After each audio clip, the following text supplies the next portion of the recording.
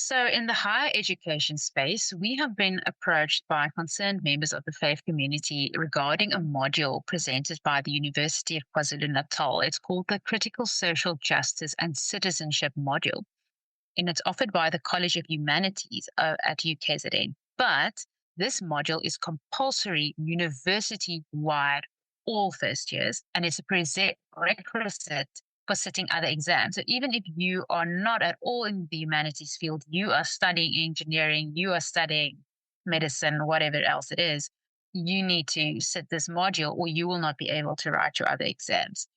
Now, we were provided with excerpts of the module content. So, granted, not all the content, but excerpts of the module content. And from these, it appears that the module marginalizes or excludes the binary view of sex and gender. And that this is a view that has been traditionally held by most people. And it appears to present a single and one-sided view of that sex and gender exists across a spectrum of possibilities and that it is also fluid. Um, this view, the particular view of the module of sex and gender, is of course socially controversial. It's contested by segments of the medical community. Many also regard it as politically radical, and many persons of faith do not prescribe to this view, which is their constitutional right. Many South Africans, no doubt, and current and prospective students of the University of KwaZulu-Natal will regard sex and gender as binary and fixed, whether based on their religious, their cultural, or other beliefs. And as I said, is their constitutional right to hold those beliefs. So this content, especially when you combine it with the compulsory nature of this module, raises serious concerns about religious freedom, about freedom of expression, as well as academic freedom.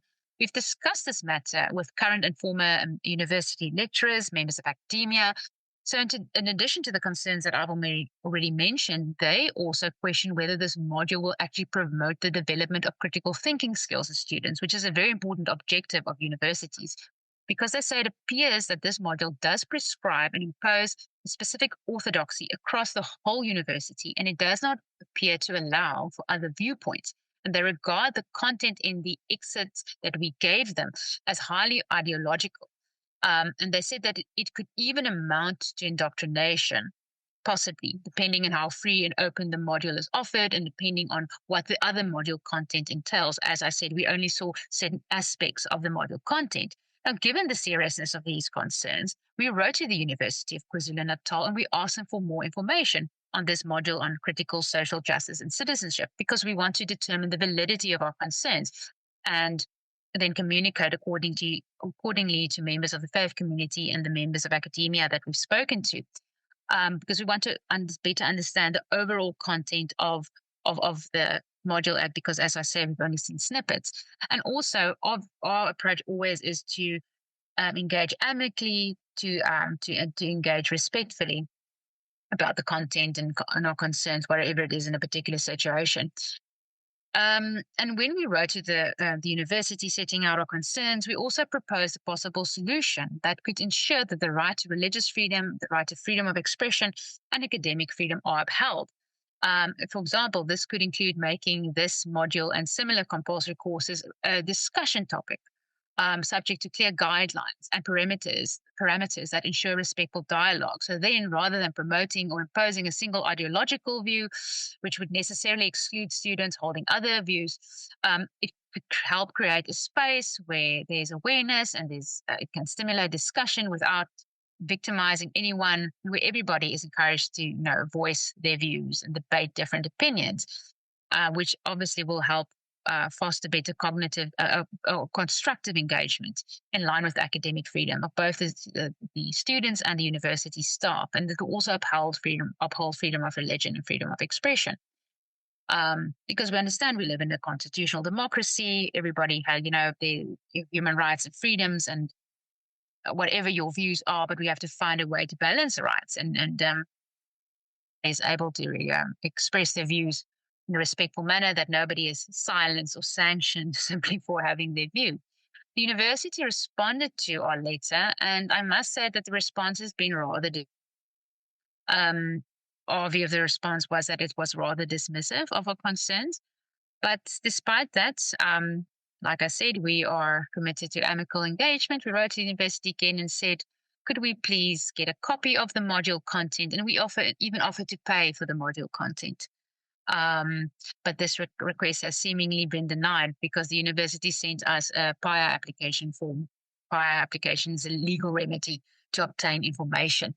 So this is definitely a matter we will need to think about our options going forward. We don't understand why the university would not like to disclose all the module content to us, because then, we can see what it's about and to see whether the concerns are valid or not. But how does this link to the ECE toolkit that Michael spoke about previously? Well, from what we've seen, and like I said, we haven't seen the module content, that's why we're asking for it. It seems to be a strong ideological bias in public education, from early childhood education to tertiary education. And speaking in general, public education should be as objective as possible. Otherwise, it runs the risk of becoming indoctrination and not education. And pushing a one-sided worldview will obviously impact fundamental rights and freedoms, the religious freedom, freedom of expressions of person who prescribe to other worldviews, as is their democratic right. And we need to remember that our constitution celebrates unity and diversity, not unity and conformity. You're allowed to have your different views. You're allowed to have your specific beliefs, even if other people think it's illogical or bizarre or whatever. And our other concern is that when you have one-sided content pushed on other people and there's not a balance of different views and there's a space where all different views can be expressed respectfully and say, one says, oh, I believe this, and the other says, well, I believe this, and it's a respectful conversation, it's very divisive. It undermines social cohesion. It's definitely not inclusive. And we have noticed that there's a growing intolerance of religious views. And if we're really committed to diversity, if we're really committed to fundamental freedoms and democracy and constitutionalism, that's not something that we can just sit by and allow.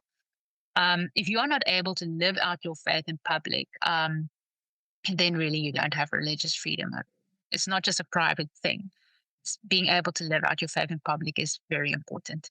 Good day. This is Nobukhosi Zulu, legal advisor at FOR SA.